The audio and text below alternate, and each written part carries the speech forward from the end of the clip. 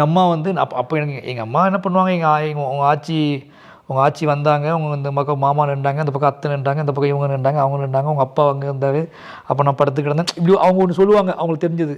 ஆனால் எனக்கு இன்றைக்கி ஏஐயில் பார்ப்போம்னா நம்ம அந்த மாதிரி ரொம்ப ராவாக தெரியும் போது ஏதோ ஒரு கண்ணங்கரைன்னு காக்கா குஞ்சு மாதிரி ஒரு பையன் கிடப்பான், அந்த விஷுவல் வந்து போயிட்டே இருக்கும்.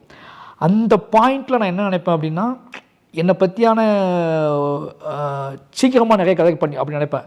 எனக்கு திடீர்னு ஒரு பதட்டம் வரும், டக்குன்னு தோன்ற கதையில்லாங்க சீக்கிரமாக இந்த படம் பண்ணிடணும், அடுத்து இந்த படம் பண்ணிடணும்.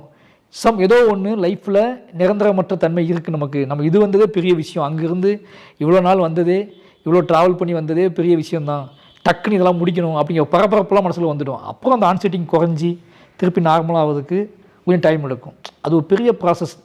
நம்ம வந்து விளையாட்டுக்கு பேசினாலும் சரி, சாதாரணமாக பேசினாலும் சரி,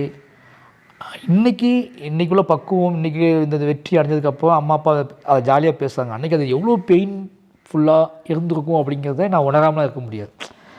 அம்மா சொல்லுவாங்க, அம்மா கிண்டல் அடிப்பாங்க, கலாய்ப்பாங்க, ஆனால் அவங்க கண்ணில் அது இருக்காது. அந்த கண்ணில் அந்த பெயின் இருக்க நான் உணர்ந்துருக்கேன்.